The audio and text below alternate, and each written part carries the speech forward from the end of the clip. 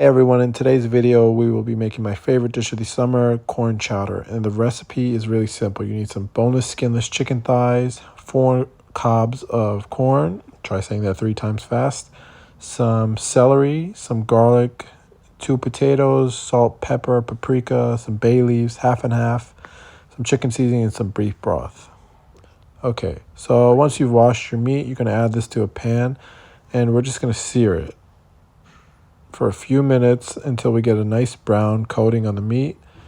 And we're also going to fry up some bacon. So the bacon should take about 10 minutes. We're just looking for some color. And as you can see, I let the chicken cook here just enough to get that brown coating, and then I've added our seasoning to the top. So you just want to flip it over. We're not looking to fully cook the meat, we're just adding some color. Okay, so our chicken is cooked for about 4 minutes on each side on a high flame.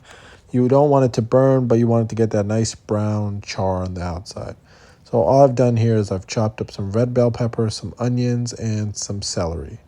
We're just going to let those veggies sweat it out, and then once you've seen that it's starting to release some water, you want to add about 4 tablespoons of cornstarch, and the veggies will absorb this. Once you can no longer see the cornstarch, the veggies are done, and we can go back to our main pot. So this looks like a burnt pot. You're wrong.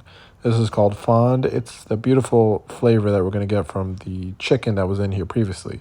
You add a little bit of beef stock, and it's all going to get released from the bottom of the pan. Don't you dare throw that away. Okay, so see, if you trusted me, this is what you have. You have beautiful fond that's going to cover our vegetables, and this is going to take them to another level. You just add your vegetables, and on a low flame, just let the veggies incorporate with this flavor. So as you can see, they're going to turn a different color after about 2 minutes. It doesn't take long. You want to add a whole carton of beef stock here. Yep. Beef cartons are always my worst enemy. They don't want to cooperate, especially on video. But you need to get all of that fluid into this pot. Once you've added that, you're going to fill up the rest with water. So I had to add probably about 6 cups of water. I had a bigger pot here. And then you want to add the corn that we had taken off from the cobs earlier, and our 2 large potatoes. I've just diced this up really small, and I left the peel on. You could take it off if you don't like the taste, but I think it adds texture to our chowder. So you're going to add all of the ingredients that we've prepared earlier. A lot of the work here is up front. And once we get this going, it's going to be really easy and hands-off. So our chicken is in there. That's going to cook for the next hour. So we need to bring this big, giant pot up to a boil. And for that, you need to turn your stove on to high. And once it's come up to a boil, you're ready to simmer for about an hour. Every stove is different, but this should take about 10 minutes to get to that boil. And once you're there, you're on a simmer. You want to add your bay leaf. So after about 45 minutes of cooking, I took our chicken out, and I took about half of the vegetables and potatoes out. And with this blender, I'm going to blend the remaining liquid and ingredients in there. And this is going to help with the cornstarch to also thicken up our chowder.